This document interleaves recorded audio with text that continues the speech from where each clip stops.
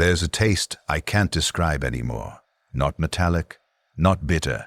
Something living and ancient that coats the inside of my mouth, my throat, places deeper than throat should go. It wasn't there 6 months ago when I could still move my tongue. Now the tongue is there. I think it's there, but it doesn't respond, and the taste just builds layer upon layer, like sediment at the bottom of a forgotten well where things go to rot in darkness. My name is Davros Klein. I'm 27 years old, though I've lost the ability to track days with any accuracy since my eyes stopped blinking. The lids are frozen half open, exposing the eyeballs to air that feels wrong, too humid, too warm, carrying particles I can feel landing on the surface, but can't blink away. I was a munitions loader on Hadrian's Gate, 3rd Artillery Regiment, assigned to the Eastern Defense Batteries when the sky started raining things that weren't rain. Small things, microscopic spores that found their way into everything. Our water supplies, our food preparation areas, the air that cycled through the HAB block ventilation systems like it always had, like it was supposed to, like there was nothing wrong with it. We didn't know what they were at first. How could we? They were invisible, odorless. The air quality sensors didn't register them as contaminants because they weren't chemical or particulate matter the way our limited technology understood those terms. They were something else, something biological, something alive that floated through the atmosphere in concentrations so dense that every breath we took was pulling thousands of them into our lungs, where they'd settle into the warm, moist tissue and wait. Just wait. I remember my father once told me that the most dangerous enemies are the ones you can't see coming. He was a miner in the lower hive, spent 40 years breathing dust that eventually turned his lungs into something like stone. The Medicae called it pneumoconiosis when they bothered to give it a name at all. Which wasn't often, because lower hive workers weren't important enough for detailed medical terminology. Mostly they just marked cause of death as respiratory failure and sent the body to the corpse starch facilities where it would be processed into protein paste for the next generation of workers to consume. Efficient, practical. The Imperium wastes nothing, not even its dead. My father died choking on air that was right there, surrounding him, abundant and available, but couldn't reach the parts of him that needed it because those parts had turned to stone. I was 19 when it happened. I watched him suffocate over the course of 3 days, each breath coming harder than the last, his lips turning blue-gray, his fingers clawing at his throat like he could physically tear open an airway that no longer functioned. The Medicae didn't waste painkillers on lower hive workers with terminal conditions. Resources were allocated to those who could return to productivity. My father was past productivity. He died in agony while I held his hand and felt completely, utterly helpless. I thought I understood what he meant about invisible enemies back then. I understood nothing. The invasion started 3 months before I inhaled them. Or rather, 3 months before I inhaled enough of them that it mattered, because in retrospect, I'd probably been breathing them for weeks without knowing it. Every breath was another deposit. Every inhalation was another colony establishing itself in the deep tissue of my lungs, where the air sacs exchanged oxygen for carbon dioxide, where the thin membrane between atmosphere and bloodstream could be breached by something patient enough to wait for the right moment. They were patient. Hadrian's Gate was a fortress world, official designation, munitions production facility, primary segmentum obscurus, subsector Hadrian. Population, 47,600,214, according to the last census. Most of us dedicated our entire existence to producing artillery shells for the imperial war machine. 18 hive cities scattered across the planet's surface, each one a towering monument to mankind's determination to survive in a galaxy that wanted us extinct. Each hive was a self-contained ecosystem, recycled air, recycled water, recycled everything. Nothing was wasted, nothing could be wasted. We existed in a closed loop of consumption and production. eating corpse starch made from workers who died, producing munitions that would be used to kill enemies we'd never see, dying eventually to become corpse starch for the next generation. The cycle was eternal. The Imperium was eternal. The God Emperor's protection was eternal. That's what they told us. I'd lived in Hive Majoris my entire life. 27 years without ever leaving the same collection of ferrocrete walls and industrial machinery that stretched 30 kilometers into the atmosphere. Born in the mid-Hive medical facility where my mother died from complications during delivery, another statistic. Another body sent to processing. Raised by my father in the lower Hive where the poorest workers lived in conditions that might charitably be called barely habitable. I started working the munitions assembly lines at 14. Which was the mandatory age of employment for imperial citizens who couldn't qualify for more specialized positions. I wasn't smart enough for the administratum. I wasn't strong enough for the Astra Militarum's elite regiments. I wasn't faithful enough, or delusional enough, same thing really, for the ecclesiarchy. So I loaded shells. 40-kilo artillery shells. One after another, from the delivery pallets onto the conveyor belts that fed the forges where they'd be blessed by Mechanicus priests who chanted over machinery they called sacred. The priests would wave incense burners that released smoke they called sacred vapors, while reciting prayers in binary cant, a language of ones and zeros that supposedly communed with the machine spirits inhabiting every piece of technology more complex than a hammer. Machine spirits. I performed the rituals because that's what you did. You followed protocol. You kept your head down. You didn't question why speaking nonsense syllables over a gear assembly was classified as essential maintenance. The priests explained that the machine spirits required prayer to function properly, that proper devotion would please the spirits and ensure optimal performance, that neglecting the rituals would anger the spirits and cause malfunctions. Looking back now from my current position of absolute clarity and absolute horror, I realize it was just another control mechanism. Make us believe the machines were divine so we'd treat our servitude as worship instead of slavery. Make us think that our suffering had spiritual purpose so we wouldn't question why we suffered. Make us recite prayers instead of learning actual mechanical engineering so we'd remain dependent on the Mechanicus priesthood for anything more complex than basic operation. Knowledge was power, and power was controlled by keeping the masses ignorant while dressing that ignorance up as religious devotion. The Emperor protects, they told us. The Emperor protects, we repeated, because repeating it was mandatory. The Emperor protects, the propaganda posters declared, showing images of the golden God Emperor radiating holy light while his faithful servants stood strong against the darkness. But I'm getting ahead of myself. Let me go back to before I understood that every prayer was a lie, every promise was manipulation.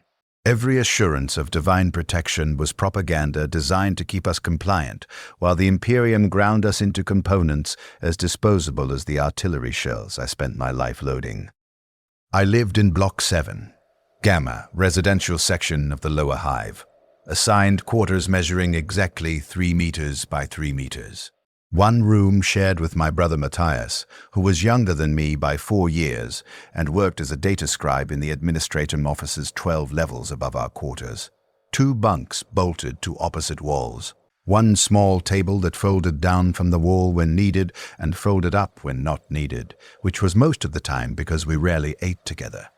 Our work shifts were offset by 6 hours, meaning when I was loading shells, he was sleeping, and when he was recording data, I was sleeping, and we only overlapped for about 2 hours per day cycle. We made those 2 hours count. Matthias would tell me about the records he'd processed that day, munitions output numbers, efficiency ratings, production quotas, dry information that he'd make interesting through the stories he'd construct around the numbers. Today we produced 3 million shells, he'd say. That's enough to level a Hive city. Wonder who they're for. Which war? Which planet? Think any of them will actually hit something important, or are they just going to crater empty wasteland while the real war happens somewhere else? I'd tell him about the new loaders who'd started on my shift, most of them fresh from the Schola Progenium orphanages, where children of dead Imperial servants were raised to serve the Imperial in turn. Kids, really. 14 years old, and already broken by the realization that this was their life now, loading shells, forever, until their bodies gave out and they were sent to processing. Saw one kid cry today, I told Matthias once. Just started sobbing right there on the assembly line. Overseer hit him with the shock maul. Kid kept working, tears running down his face, but he kept working. "Did you do anything?" Matthias asked. What could I do? He didn't answer. There was no answer. You kept your head down. You survived. That was all. After our father died, it was just the two of us in Block 7, Gamma. We inherited his belongings. A spare work uniform, a collection of unfinished letters he'd been writing to someone, a small metal icon of the Emperor that he'd kept on the shelf above his bunk. We kept the icon because disposing of Imperial religious iconography was technically heresy, even though neither of us believed the thing held any actual power. It was just metal, pressed tin shaped into a crude representation of a man in armor, mass-produced in factories like everything else. My father had believed, though. He'd prayed to that icon every night before sleeping. Quiet prayers, barely whispered, asking for protection for his sons, asking for enough food, asking for painless death when the time came. The icon never answered. The Emperor never answered. My father died in agony anyway, choking and clawing and desperate, and the icon just sat there on the shelf reflecting lamplight with its dead metal surface. Matthias had this dream, stupid, impossible dream, that maybe he'd save enough credits to buy transit papers, get off-world, see something other than grey ferrocrete walls and assembly line machinery. Every week he'd calculate his savings, projecting forward how many years until he'd have enough. The number kept getting bigger because the administratum kept adding new mandatory contributions, tithes for this, taxes for that. Fees for essential services that should have been included in our basic sustenance allowance, but weren't. 47 years, he told me once. If I save every extra credit and never spend anything on non-essentials, I'll have enough in 47 years. You'll be 68, I said. Better than never. I never told him it was impossible. The administratum would never actually approve transit papers for a lower hive data scribe. The system was designed to keep us exactly where we were, serving exactly the function we'd been born to serve. Matthias knew that, I think, on some level deeper than conscious thought. But the dream kept him functional, kept him from staring too long at the overhead pipes where other workers sometimes tied nooses when the weight of forever became too much to carry. 3 people in our block had done that in the past year. The administratum recorded them as productivity cessation events and sent their bodies to processing. The night before the first spore towers fell, we were eating reconstituted protein paste, officially designated Nutritional Supplement Grade 7 on the ration packaging, though everyone called it corpse starch because we knew what it was made from even if the administratum pretended otherwise. The paste had the consistency of wet clay and tasted like absolutely nothing, which was preferable to tasting like what it actually was. We ate it from standard-issue ration tins, scraping the paste out with standard-issue utensils that were technically spoons but felt more like small shovels. Matthias was talking about a world he'd read about in the archives. He had access to restricted records as part of his data scribe duties, and sometimes he'd spend his break periods reading about other planets in the Imperium. Most of them were exactly like Hadrian's Gate, fortress worlds, hive worlds, forge worlds, all dedicated to feeding the endless war machine. But occasionally he'd find something different. An agri-world, maybe, or a civilized world that hadn't been completely consumed by industrial production. It's called Meridian's Rest, he said, scraping paste from his tin. Agri-world in the Ultramar sector. The records describe open sky, actual sky, not just the underside of another hive level, weather that happens naturally instead of being recycled moisture precipitation. The archive included images. Davros, there were fields of grain that stretched to the horizon. Golden, like the propaganda pictures of the emperor, but real. And clouds, white clouds against blue sky. I'd seen clouds exactly once in my life. I was 6 years old, and they took a group of us lower hive children to the upper spire for some imperial feast day celebration. I don't remember which saint or which victory we were commemorating. Just that it was mandatory attendance, and we were transported up 90 levels in cargo elevators that smelled like industrial lubricant and fear. The upper spire had windows, actual windows made of armor cries that showed the outside world, sky, atmosphere, the planet's surface far below, barely visible through the haze. And clouds. I remembered them as white, soft-looking things that made the sky seem less empty, less like a void that could swallow you. They moved slowly, changing shape, and I spent the entire ceremony watching them instead of paying attention to whatever the priest was saying about the emperor's glory. My father noticed and grabbed my shoulder, squeezed hard enough to hurt, whispered in my ear that I needed to pay attention, or we'd both be reported for insufficient devotion. I paid attention after that. But I remembered the clouds. "Do you think it's real?" Matthias asked, his spoon scraping the last molecules of paste from the tin. "Or just propaganda? Make us think there's something better out there, so we keep working. So we don't question why we live like this?" I thought about his question carefully before answering. The administratum documented everything, but that didn't mean everything documented was true. History could be rewritten. Records could be fabricated. Images could be constructed. The Imperium had been lying to its citizens for 10,000 years, lying about the Emperor's divinity, lying about the purpose of suffering, lying about protection that never manifested. So why wouldn't they lie about agri-worlds with golden fields and white clouds? But I also knew that destroying Matthias's hope would accomplish nothing. He needed something to aim for, even if that something was impossible. We all needed something. Some distant dream that made the present bearable, even if we'd never actually reach it.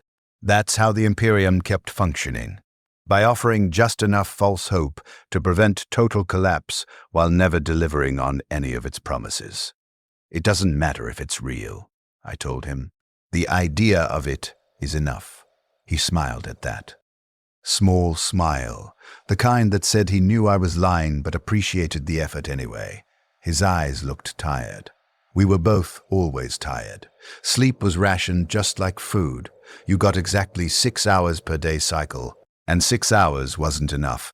But complaining about it was pointless, because everyone was equally exhausted, and exhaustion was just the baseline state of existence. "Maybe someday," he said, setting his empty ration tin on the table. There was no someday. Not for him. Not for me. Not for any of the 47 million people on Hadrian's Gate who believed the Emperor's protection was real. Who trusted that faith would be rewarded? Who prayed to a corpse on a throne light years away and thought those prayers meant anything at all? The Tyranids came at dawn. Dawn was a relative term in the underhive where we lived. Natural sunlight was something for the upper spire residents, who lived close enough to the exterior to have windows. Down in the lower hive, 30 levels below the planet's surface, dawn was an artificial construct. Chronometers told us when to sleep and when to work. Artificial lighting cycled through day and night patterns on a schedule determined by the administratum's efficiency calculations. And we trained our bodies to respond to those cycles, even though our biology knew something was wrong. For us, dawn meant shift change. The night crews clocked out, their 12-hour shifts completed, their bodies exhausted, their minds dulled by repetitive labor. The day crews clocked in, equally exhausted from inadequate sleep, equally dulled by the certain knowledge that the next 12 hours would be identical to every 12 hours that came before. The assembly lines never stopped. The forges never cooled.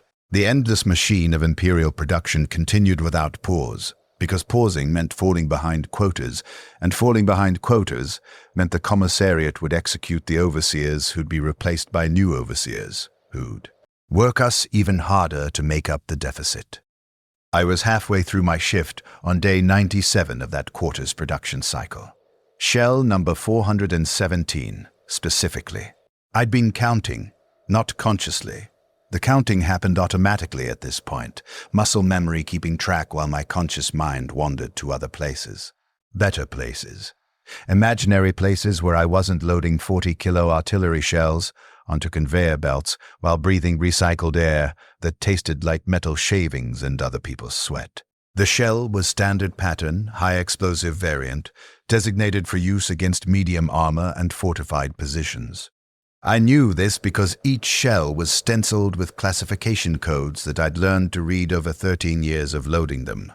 I lifted it from the delivery pallet. Proper form, knees bent, back straight, the way they'd trained us to avoid injury because injured workers were unproductive workers, and transferred it to the conveyor belt that would carry it to the forge temple 300 meters away. The shell moved along the belt. I turned to pick up shell number 418. The sirens started. Not the production sirens. Those were familiar sounds, almost comforting in their predictability. Different patterns for different situations. Shift change, meal period, maintenance cycle, efficiency quota achieved, efficiency quota failed. I knew all of them. Could interpret them without thinking. These sirens were different, higher pitched, more urgent. The kind of sound that bypassed your conscious mind and went straight to the ancient animal part of your brain that understood predator and prey, danger and death, run or die. The assembly line continued operating. Shells kept moving along the conveyor belt because the machinery didn't care about sirens. The other loaders kept working too, hands frozen mid-motion, shells half lifted, all of us staring at the overhead Vox speakers like they'd explain what was happening. Around me, 200 workers in various states of confusion. Some still loading, some stopped completely. The overseer was shouting something, but his voice got lost in the siren wail. The Vox speakers crackled, feedback whined that made my teeth hurt. Then a voice I didn't recognize. Male, strained, barely controlled panic underneath the forced authority. All personnel to defensive positions. This is not a drill. Repeat, this is not a drill. Xenos contact confirmed in sectors 4 through 9. Multiple breaches. The God Emperor protects. Defensive positions immediately. The God Emperor protects. That phrase, that promise, that lie we'd all been conditioned to accept as truth without question, without evidence, without any logical reason to believe it, except that questioning it was heresy and heresy meant execution. I'd heard it 10,000 times, spoken it myself at least half that many during mandatory devotionals, where we'd recite the Imperial Creed in unison, our voices blending together into a droning chorus of programmed faith. The Emperor protects his faithful servants. The Emperor watches over those who serve. The Emperor's light shields us from darkness. Except my father had been faithful, and he'd died choking. Except the workers who threw themselves from the overhead pipes had been faithful, and it didn't stop their despair. Except everyone in this assembly hall was faithful, or at least pretended to be well enough to avoid execution, and the sirens were screaming that something was very, very wrong. The overseer was still shouting, waving his shock maul at anyone not moving fast enough toward the emergency exits. He was a thick-bodied man named Horvath, 10 years my senior, who'd earned his position by being slightly more brutal than the other candidates. I'd seen him beat workers unconscious for minor infractions. Seen him report people to the commissariat for insufficient enthusiasm during prayers. He was the kind of man the Imperium promoted, cruel enough to be effective, loyal enough to be trusted, and too stupid to question the system that gave him power. Defensive positions means now, you worthless sacks of meat, Horvath screamed, his face turning purple with the effort. Move or I start breaking bones. The ceiling exploded inward. Not the ceiling directly above us. That would have killed everyone in the assembly hall instantly, would have crushed us under millions of tons of ferrocrete and steel reinforcement. This was 3 sections over, near the Forge Temple where the Mechanicus priests conducted their sacred manufacturing rites. A section of the ceiling, roughly 30 meters across, simply ceased to exist. One moment it was there, next moment it was falling. Chunks of ferrocrete the size of ground vehicles crashing down into the machinery below, crushing conveyor belts and workstations and the workers who'd been operating them. I saw a man disappear under a falling slab. Just there, then not there. Replaced by a red smear and screaming from his co-workers who'd been standing close enough to be splattered by what used to be their friend. Through the hole in the ceiling came something I'd seen only in training picts. The administrator showed us images during mandatory threat recognition training, grainy images captured by security feeds or surveillance servitors, usually taken moments before the recording device was destroyed. They had classified dozens of xenospecies, orcs, eldar, tau, and Tyranids. Tyranids were nightmare biology given physical form. The creature that came through the ceiling was large, maybe 4 meters tall at the shoulder, 6 meters long from head to tail. Insect-like but fundamentally wrong, proportions that violated every principle of natural evolution I'd learned about in basic education. Too many joints in the legs. Too many eyes arranged in clusters across its elongated head. Chitin armor plates that shifted colors as it moved, active camouflage failing in the bright forge light. The mouth was a nightmare of blade teeth and grasping tongues, and it was screaming, high-pitched chittering that sounded almost like laughter. It moved with horrible speed, scuttling across the destroyed machinery on legs that bent in directions legs shouldn't bend, and where it touched, things died. It grabbed a worker, just reached out with one bladed limb, and grabbed him around the waist, and bit him in half. Bit him at the waist like he was made of paper instead of flesh and bone, and the top half fell one direction while the legs crumpled another direction, and there was so much blood. More blood than I thought a human body could contain. The blood was bright red in the forge light, spraying across the ferrocrete floor, pooling around machinery, and the creature, the Tyranid. My training-conditioned brain supplied the classification, just moved to the next worker, and killed them too. Faster than thought. Efficient. Mechanical, almost, except machines didn't scream with that chittering laugh sound while they killed. Workers scattered in every direction, screaming prayers to the Emperor that he didn't answer. God, Emperor, protect us. In the Emperor's name, deliver us. The Emperor protects. The Emperor protects. Like saying them with enough conviction would manifest divine intervention. Like faith alone could stop bladed chitin and nightmare biology from doing what it was designed to do. The creature killed 12 people in as many seconds. I ran because everyone was running. No thought, no decision. Just pure animal instinct overriding 13 years of conditioning that taught us to obey orders, stay at our stations, maintain production. My legs carried me toward the emergency exits on the south wall, joining a flood of other workers all trying to bottleneck through doorways designed to accommodate normal evacuation flow, not panicked stampede. I remember looking back once, single glimpse over my shoulder, trying to see where the creature was, whether it was following us or still occupied with killing. What I saw. Horvath, the overseer, standing on top of a conveyor mechanism with his shock maul raised, screaming orders that nobody was following. The creature noticed him, turned its cluster eyes in his direction. Horvath must have realized he'd made himself a target because his expression changed from rage to terror in the space between heartbeats. The creature jumped, covered the distance between them, maybe 40 meters, in a single bound that shouldn't have been physically possible for something that size. It landed on Horvath, landed on top of him, and drove all 6 limbs through his body like he was made of cloth, pinning him to the conveyor mechanism. Horvath was still alive. I could see him moving, thrashing, his mouth open in a scream I couldn't hear over the general chaos. The creature started eating him while he was still conscious. I turned away and kept running. Made it to the emergency stairwell along with maybe 50 other workers. All of us pushing and shoving and climbing over each other because the stairs were only 3 meters wide, and 50 people trying to use them simultaneously meant chaos. Someone fell, young kid, maybe 16, who'd been loading shells on the opposite conveyor line. He went down hard, tripped by someone's boot, and the crowd trampled over him without stopping. I heard bones break under dozens of boots. Heard the kid screaming, then not screaming, kept climbing because stopping meant dying.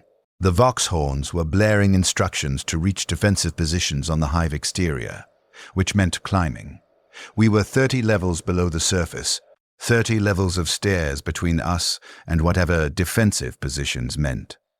My legs burned after the first 5 levels, lungs burning, heart hammering. Around me, other workers equally exhausted, equally terrified, all of us climbing because the alternative was being eaten alive like Horvath. Matthias. The thought hit me somewhere around level 7, and I stopped. So suddenly, the person behind me slammed into my back. Matthias was in the administratum section. Upper levels, completely different part of the hive structure. The administratum offices were on level 45, 15 levels above the surface, built into the hive's upper spire where the aristocrats and bureaucrats lived. Was he safe? Were the creatures there too? Had they breached the entire hive, or just the industrial sections? I tried to access the Vox network through my workstation data slate. Every worker carried one for receiving orders and logging production numbers. Pulled it from my belt pouch and activated the communication function. The network was operational, but completely flooded. Every channel was broadcasting simultaneously, overlapping voices shouting contradictory orders, screaming prayers, weapons fire, and underneath it all that chittering laugh sound the creatures made. Couldn't get through. Couldn't find any information about Sector 12 where the administrative offices were located. A hand grabbed my shoulder. One of the other munitions loaders from my shift, a man named Corvin who worked 3 stations down from mine. He was bleeding from a cut above his eye, blood running down his face, mixing with sweat. "Keep moving," he shouted directly into my ear, barely audible over the chaos. "They're in the stairwell below us." I looked down through the gap in the center of the spiral staircase. 5 flights below, maybe 6, another creature was climbing, different from the first. Smaller, maybe half the size, but faster, much faster.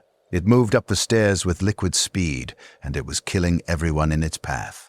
Blade limbs flashing, cutting through people like they were made of nothing, and we were trapped between it and wherever these stairs led. We climbed faster. My legs stopped working on level 19. Not stopped completely. They still moved, still carried weight, still performed the basic mechanical function of climbing stairs. But something was wrong. The muscles felt distant, like they belonged to someone else, and I was just along for the ride, observing from somewhere behind my own eyes. Each step required conscious effort instead of automatic response. Lift foot, place foot, transfer weight, repeat. Commands I had to think through instead of just doing. I thought maybe it was exhaustion. We'd been climbing for 20 minutes straight, which doesn't sound like much until you factor in that I'd already worked 6 hours loading 40-kilo shells before the creatures came. My body was already depleted, already running on nothing but adrenaline and fear. Made sense that my legs would start failing. Made sense that my lungs burned with every breath, that my vision was narrowing at the edges, that the stairwell seemed to tilt slightly like the entire hive had shifted on its foundation. Corvin was still beside me, still climbing, his face gray with exhaustion and shock. The blood from his head wound had dried into a crust down the side of his face. He kept looking back over his shoulder, checking if the creature was gaining on us. It was. Slowly but inevitably, it was closing the distance. We could hear it now, not just the chittering, but the sound of its blade limbs striking the stairs, metallic clicks that echoed up through the stairwell. "Almost there," Corvin gasped. "Level 22. That's where the defensive positions are. They'll have weapons. They'll—" He didn't finish the sentence. Just stopped talking mid-word and grabbed the railing for support, his knees buckling. I thought he was just exhausted like me. Thought we'd stop for 5 seconds, catch our breath, and keep moving. But then I saw his expression, confusion first, then realization, then terror. "I can't feel my legs," he said. His voice was completely calm when he said it, which made it worse somehow. Calm like he was reporting a minor technical malfunction, instead of the fact that his legs had stopped responding to his brain's commands. He looked down at them like they were foreign objects attached to his body by accident. Corvin, I can't feel them. They're still there. I can see them, but I can't feel them. Other workers pushed past us, shouting at us to move, to stop blocking the stairs. Someone shoved Corvin and he fell. Just collapsed like a puppet with cut strings, his legs folding under him in wrong directions because the muscles weren't firing to keep them straight. He hit the stairs face first. I tried to grab him, but my own legs chose that moment to buckle and I went down too. We lay there on the stairs while dozens of boots stepped over us, on us, using our bodies as stepping stones to keep climbing. I tried to stand, couldn't. My legs weren't responding properly. They'd move if I concentrated hard enough, if I focused every bit of mental energy on the simple task of contracting specific muscles, but the moment I stopped concentrating, they'd go limp again. Like the connection between brain and muscle was fraying, signals getting lost somewhere in the nerves. Corvin was trying to crawl, pulling himself forward with his arms while his legs dragged behind him, useless. He made it maybe 2 meters before his arms gave out too. He lay there, chest heaving, and I could see panic starting to replace the shock in his eyes. "What's happening to us?" he asked. I didn't know. The creature was still climbing, 8 flights below now, maybe 7. Its chittering was louder, echoing off the Ferrocreek walls, mixing with the screams of the people it was killing on its way up. I could hear them dying, could hear the wet sounds of blade limbs cutting through flesh, and the moment when screaming stopped.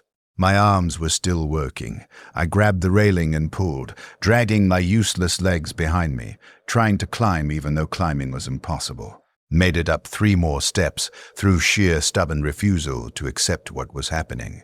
3 steps, then 4, then... My right arm stopped responding, just went dead. Fingers released the railing without my permission, and the arm flopped down to my side, heavy and foreign. I tried to lift it again. Couldn't. The arm hung there attached to my shoulder but no longer part of me, and now I was lying on the stairs with 1 working arm and 2 non-working legs and a growing sense of wrongness spreading through my entire body. Help. I said it to no one in particular, to the workers still climbing past us, to the Emperor who supposedly protected his faithful, to anyone who might care that I was lying here becoming paralyzed for reasons I didn't understand. Help us. No one stopped. Why would they? Stopping meant dying. The creature was close now, 5 flights below, 4. I could see it through the gap in the center of the stairwell. Dark chitin, multiple eyes, blade limbs still wet with blood from the people it had killed on lower levels. It was moving faster now, accelerating, like it could sense prey that couldn't run anymore. Corvin had stopped moving entirely. He lay on his stomach 3 steps below me, completely paralyzed. His eyes, the only part of him still mobile. They tracked back and forth watching the creature climb closer, and I could see the exact moment when he understood he was going to die. The moment when terror peaked and then collapsed into something else. Acceptance, maybe, or just exhaustion too profound to sustain fear anymore. "Davros," he said. His voice was barely a whisper. "Tell my son." He stopped talking. Not because he died. Because his mouth stopped working, his jaw went slack, lips parting, and no more sound came out even though I could see him trying. Could see the muscles in his neck straining with effort to force air through his larynx and shape it into words, but nothing happened. His eyes kept moving though, kept tracking the creature as it climbed closer, still conscious, still aware. Just trapped inside a body that no longer responded to commands. My left arm stopped working. Both arms now, both legs. I lay on the stairs, completely paralyzed, except for my eyes and my lungs, which still worked, still pulled air in and pushed it out automatically. Thank whatever neural pathways controlled that, because if they failed too, I'd suffocate right here. I could still feel everything. Still feel the rough ferrocrete under my cheek. Still feel the vibrations through the stairs as dozens of boots continued climbing past me. Still feel the cold spreading through my body that had nothing to do with temperature. The creature reached level 19, 30 meters below us. I could see it clearly now through the gap in the stairwell. It paused at the landing, cluster eyes scanning upward, and for a moment I thought maybe it wouldn't notice us. Maybe it would just keep climbing after the running workers who were easier prey. Maybe paralyzed bodies lying still weren't interesting enough to bother with. It started toward us. Not rushing, not hurrying, just moving with deliberate purpose, its blade limbs clicking against the stairs in rhythm that sounded almost casual, like it knew we couldn't run, like it had all the time in the world. I tried to move, tried with every bit of will I possessed to make my body respond, to make my legs push me up, to make my arms pull me forward, to do anything except lie here and wait to be eaten. Nothing responded. The creature climbed the stairs between us with careful steps, almost delicate, its massive body navigating the space without touching either of us. It stopped on the step directly above my head. I could see its underside now, chitinous plates, pulsing organs visible through translucent sections, things moving under the surface that might have been muscles, or might have been something else entirely. It lowered its head toward Corvin. The mouth opened, layers of blade teeth, prehensile tongues tipped with bone spikes, throat passages that disappeared into darkness. I thought it would bite him, thought it would do what it did to Horvath and the others, just tear him apart and eat the pieces. But it didn't. Instead, one of the tongues extended and touched Corvin's face, gentle almost, tracing the line of his jaw, exploring the contours of his features like a blind person reading through touch. Corvin's eyes were screaming even though his mouth couldn't. The tongue withdrew. The creature straightened. For a moment I thought maybe it would leave us, move on to other prey. Then it opened its mouth again and exhaled. Not breath. Something else. A cloud of particulate matter so fine it looked like mist, greenish-gray in color, expanding outward from the creature's mouth in a slowly spreading sphere. It drifted down onto Corvin's face, settling on his skin, his open eyes, disappearing into his nose and mouth with every paralyzed breath he took. The creature turned its head toward me. I tried to close my mouth, tried to stop breathing, tried to do anything that would prevent whatever that cloud was from getting inside me. My body ignored every command. My lungs kept pulling air automatically. My mouth stayed open because the muscles that would close it weren't responding. My eyes stayed open because my eyelids had stopped working somewhere between level 18 and level 19. The creature exhaled again. The cloud drifted over my face like fog. I could smell it. Sweet and wrong, like rotting fruit mixed with something chemical. It settled on my skin, cool and slightly damp, and when I inhaled, couldn't stop inhaling, my lungs were doing it automatically. I felt it enter my nose, my mouth, my throat. Felt it coat the surfaces as it descended into my lungs where the air sacs would pull it deep into the tissue. The creature moved on. Just climbed past us, continuing up the stairs after the other workers, leaving us lying there paralyzed and contaminated with whatever those spores were. I could still hear its blade limbs clicking against the stairs as it climbed, could hear more screaming from above as it reached the next group of people, could hear everything with perfect clarity because my ears still worked fine. I lay there trying to understand what had just happened. The paralysis hadn't come from physical injury. The creature hadn't touched me, hadn't cut me, hadn't done anything except breathe that cloud of spores over my face, which meant the paralysis was caused by whatever I'd just inhaled. Something biological. Something that was already spreading through my bloodstream, traveling to my muscles, interrupting the signals that allowed my brain to control my body. And it had been so easy. The creature hadn't needed to waste time killing us, hadn't needed to spend energy tearing us apart, just breathed in our direction and moved on, leaving us helpless and contaminated, and waiting for whatever came next. Efficient, practical, The same logic the Imperium used when it processed dead workers into corpse starch instead of wasting resources on burial. Use everything, waste nothing. Even the dying had a purpose. Time passed. Hard to say how much time. Could have been minutes or hours. My ability to track duration was breaking down along with everything else. The stream of workers climbing past us gradually decreased from dozens per minute to a few stragglers to eventually nothing.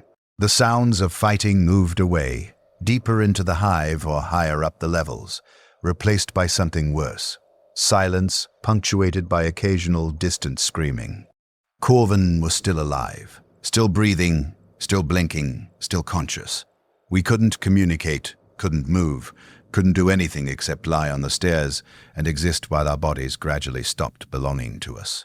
I tried counting my heartbeats to maintain some sense of time, but kept losing track around 200 and having to start over.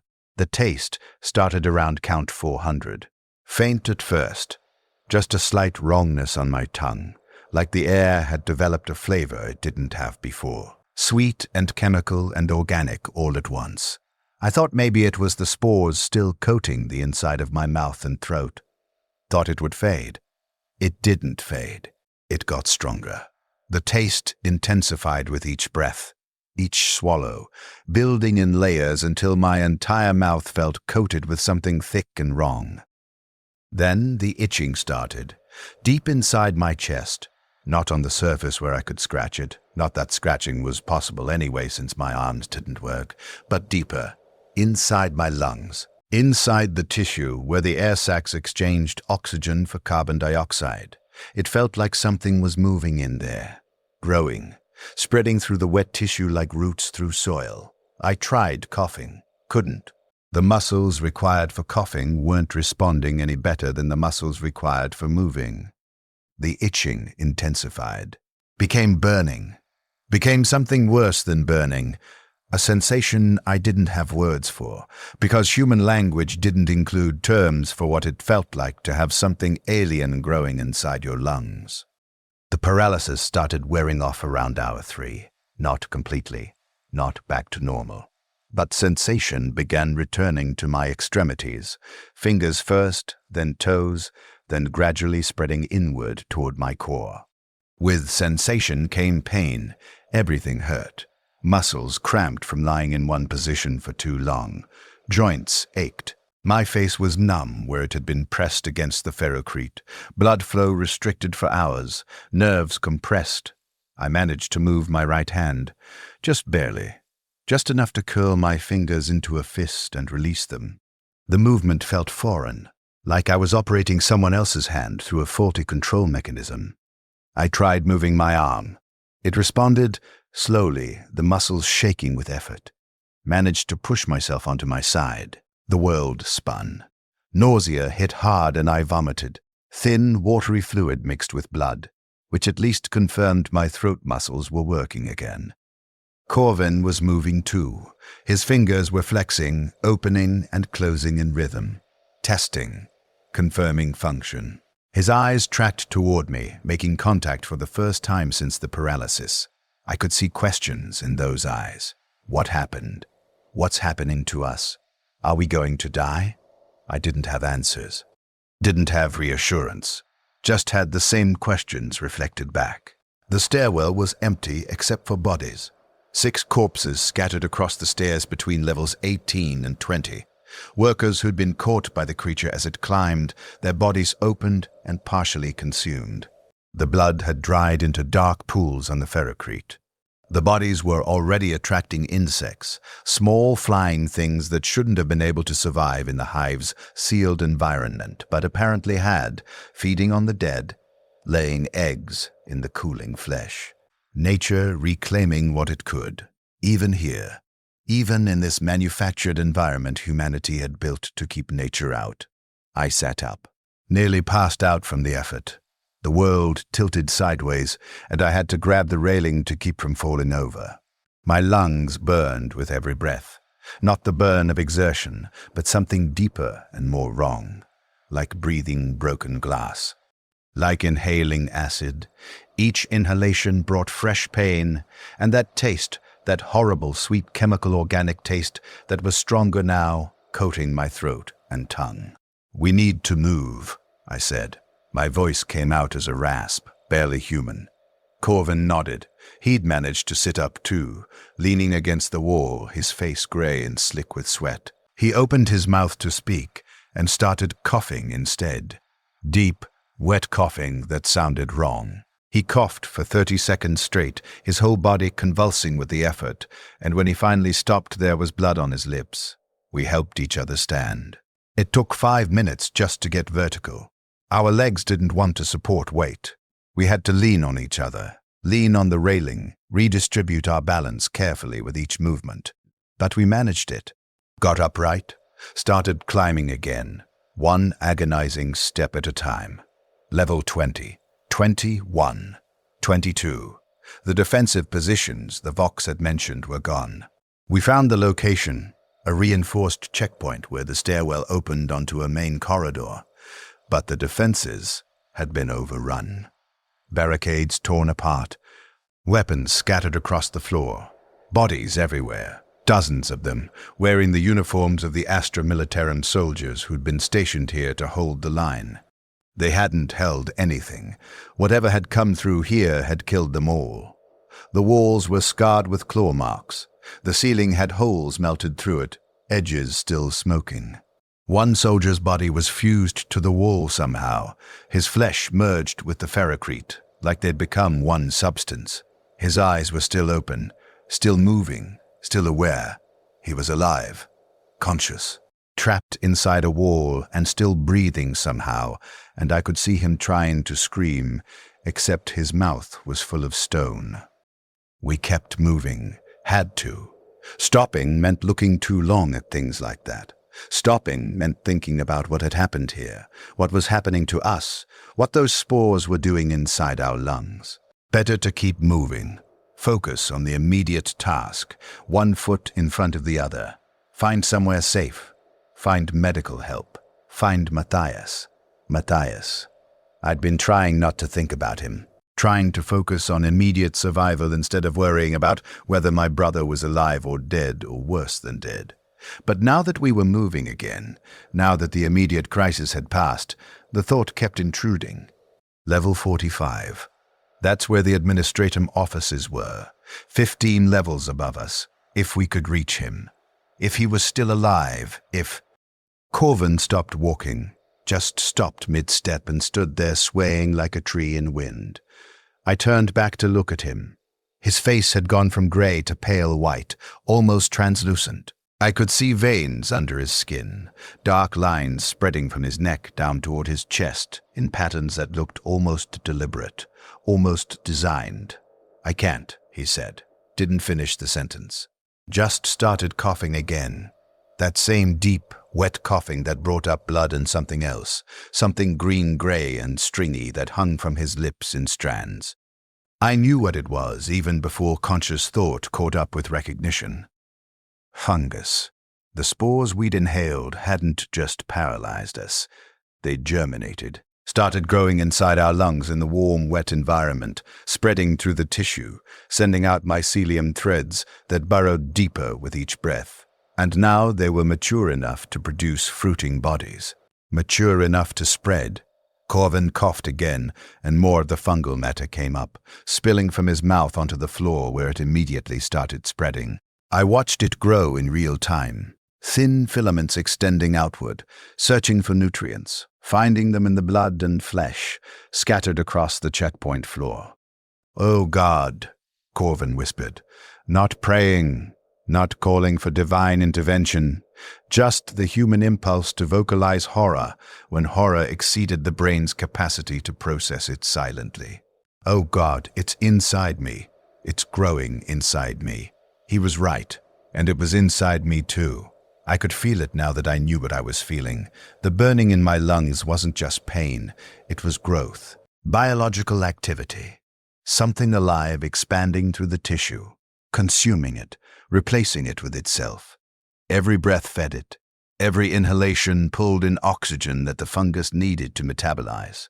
I was feeding the thing that was killing me just by continuing to breathe. I tried to stay calm, Tried to think through the panic. Medical help. We needed medical help. The hive had Medicaid stations on every level.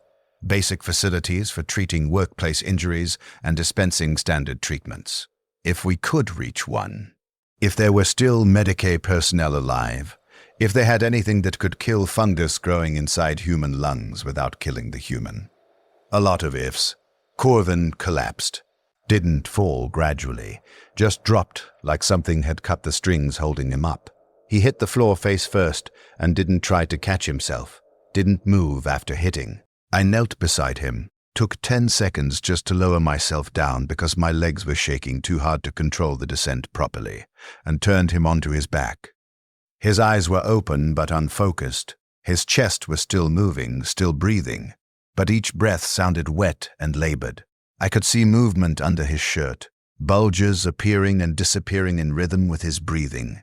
The fungus was growing faster now, accelerating, converting his lung tissue into more of itself at exponential rates. Corvin, stay with me. We'll find help. We'll, not violently, just split along the sternum like a seed pod opening to release its contents. The skin and muscle parted smoothly, edges curling back, and from the opening emerged fungal fruiting bodies. Gray-green mushroom caps the size of my fist, growing on stalks that had replaced his ribs. They grew while I watched. Centimeters per minute, pushing out through the opening, reaching toward the air, releasing clouds of spores that dispersed in every direction. Corvin was still alive. His eyes tracked toward me, still conscious, still aware, still experiencing everything that was happening to his body. His mouth moved, but no sound came out. The fungus had probably filled his throat by now, filled his lungs completely, replaced the organs required for speech with itself, while somehow keeping him alive and aware enough to experience the transformation. I backed away. Couldn't help him. Couldn't do anything except watch as more fruiting bodies emerged from his chest, his neck, his abdomen, wherever the fungus found a way to breach the skin. They grew in clusters, beautiful in a horrible way, their caps releasing visible clouds of spores that drifted through the air like pollen on a spring day. Beautiful and deadly and spreading. I ran. Not quickly. My body wasn't capable of quickly anymore. But I moved as fast as I could away from Corvin and his spreading spores, trying not to breathe, trying not to inhale any more of the contamination, even though I knew it was already too late for me. The fungus was already growing in my lungs, already spreading through my tissue. I had hours, maybe a day if I was unlucky enough to last that long. I needed to find Matthias. That became the only thought, the only purpose. Find Matthias before the fungus consumed me completely. Warn him. Tell him to run, to escape, to do whatever he had to do to survive. The rest didn't matter.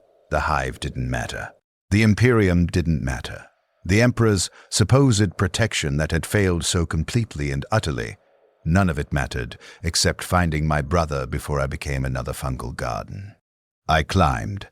Level 23, 24, 25. Each level required exponentially more effort. My lungs were failing.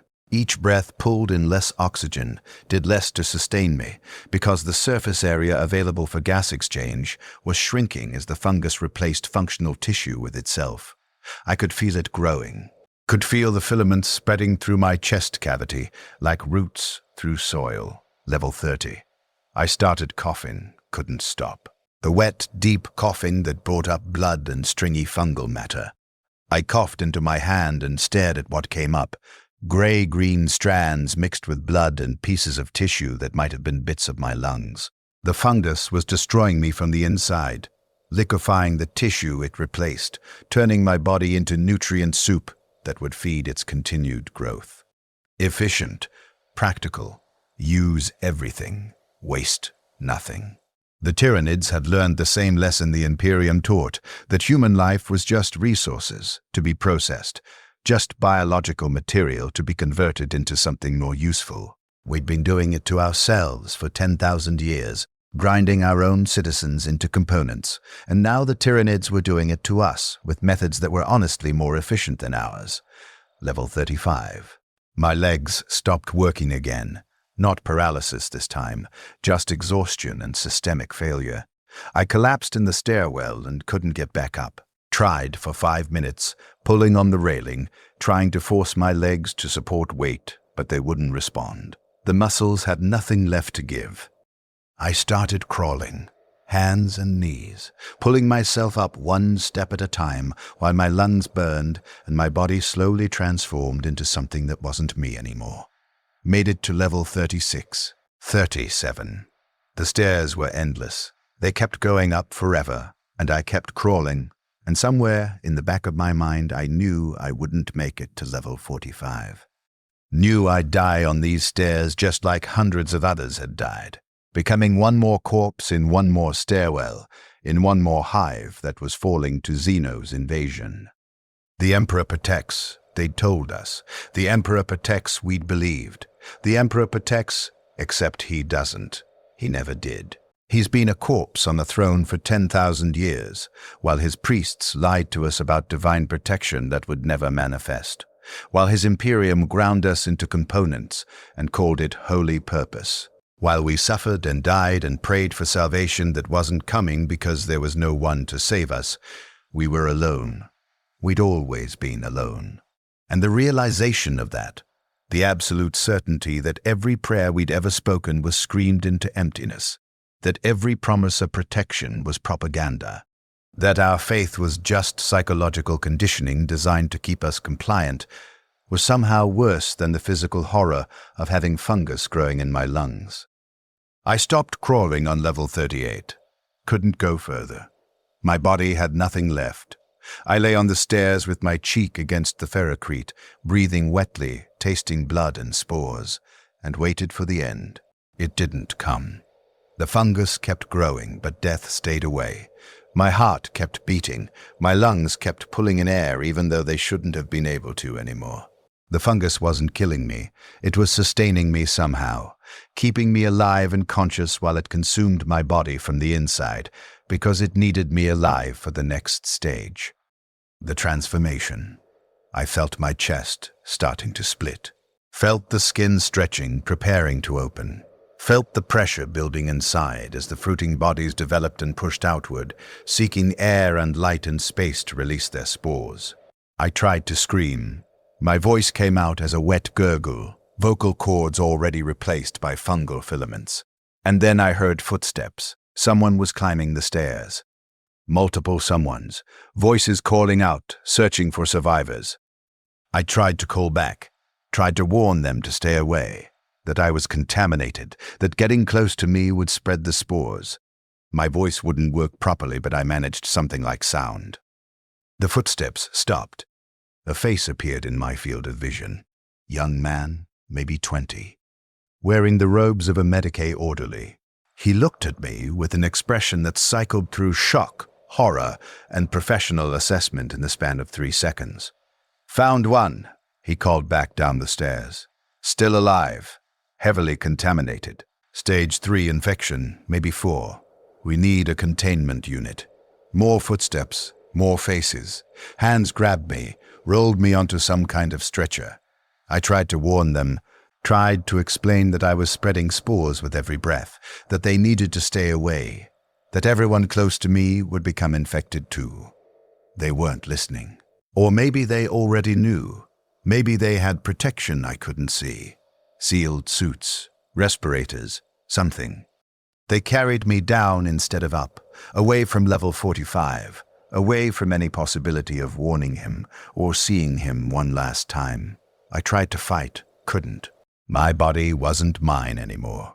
The stretcher descended through levels I'd climbed with so much effort, moving faster and faster until we reached somewhere deep in the hive's substructure.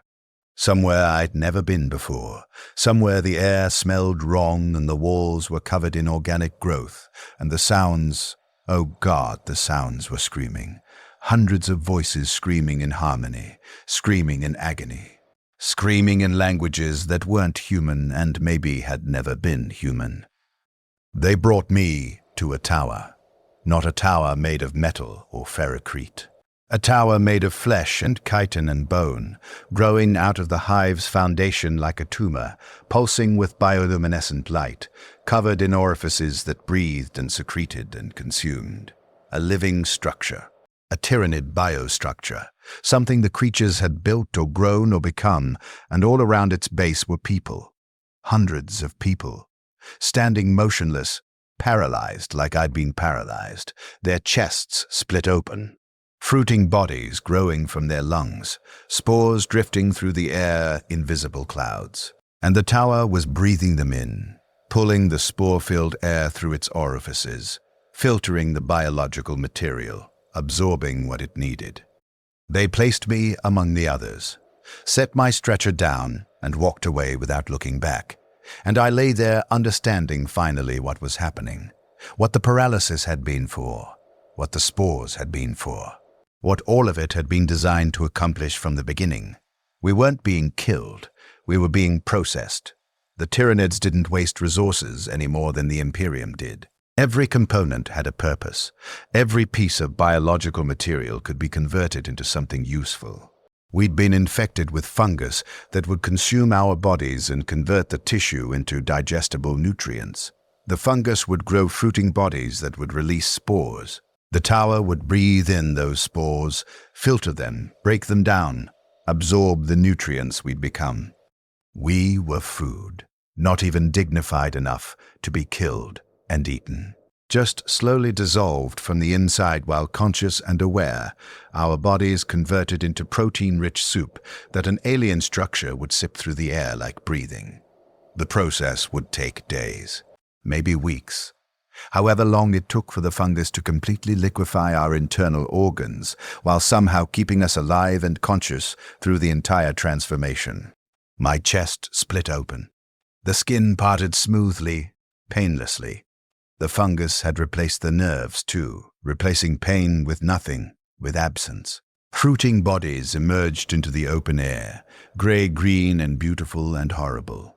They grew quickly, reaching their full size within minutes, their caps opening to release spores that drifted away on currents I couldn't see. The tower breathed in.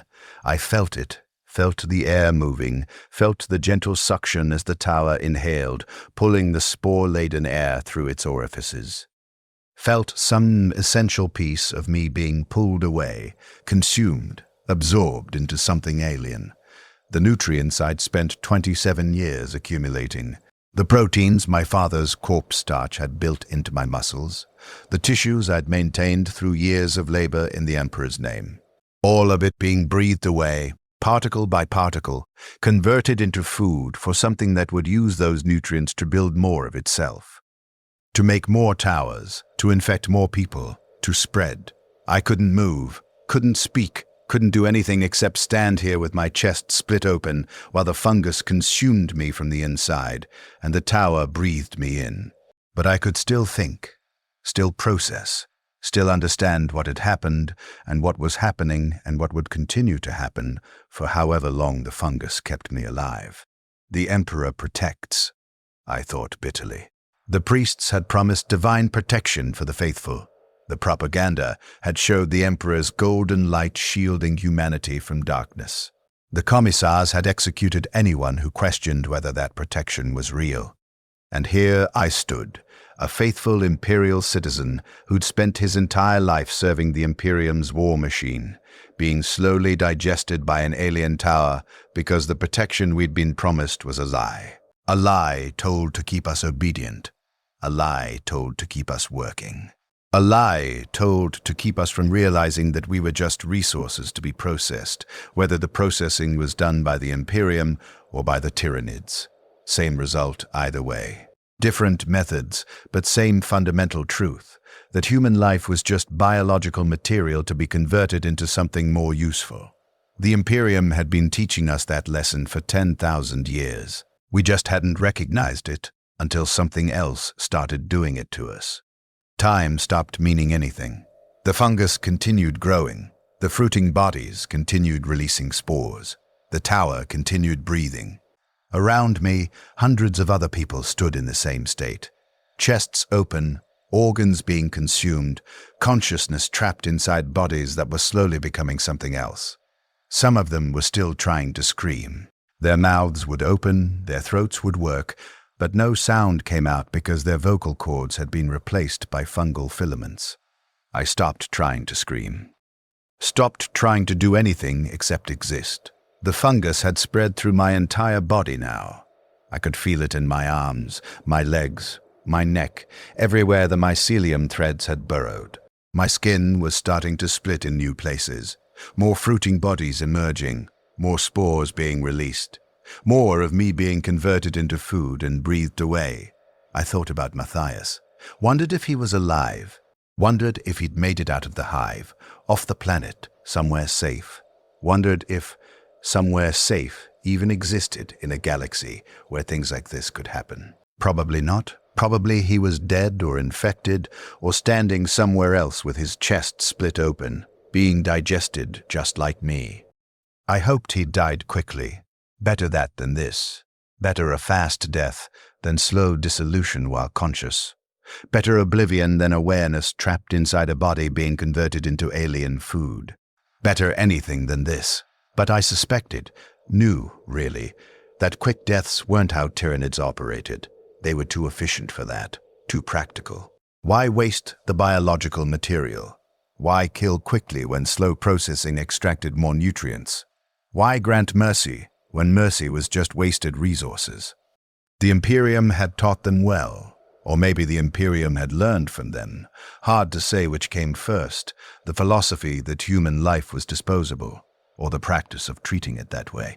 Didn't matter. The result was the same. We were components.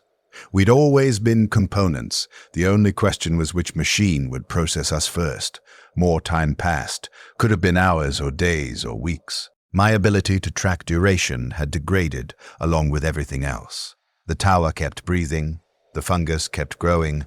The spores kept dispersing. And I kept existing in this state between life and death. Conscious, but not human anymore. Aware, but not capable of anything except standing here and being consumed. This was forever. Not literally forever.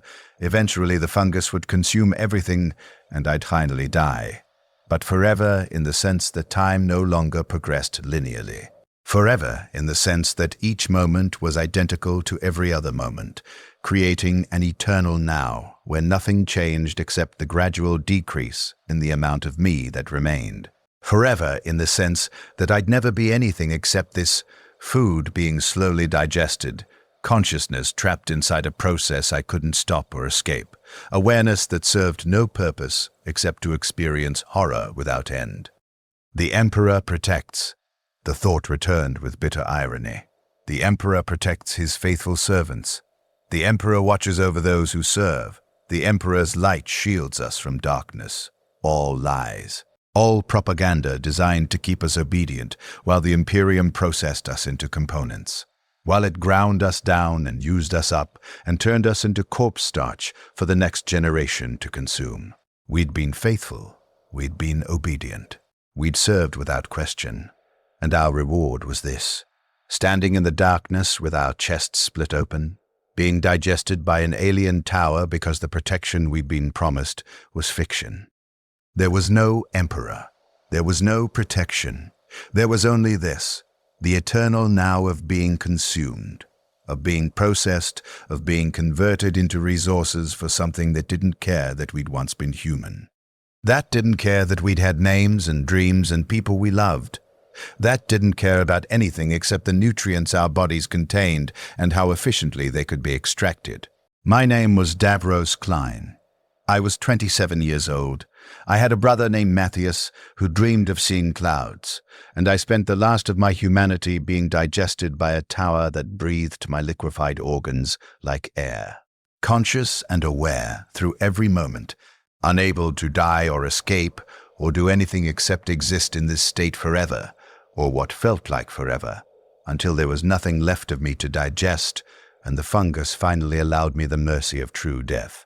If mercy existed, if death was truly the end, if there was anything after this except more darkness and more horror and more eternal consumption, I don't know. I'm still here, still standing, still being breathed away, particle by particle, while the tower grows larger and the fungus spreads further and more people are brought to join the hundreds already here.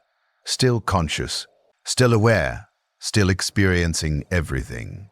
The Emperor protects, they told us. They lied.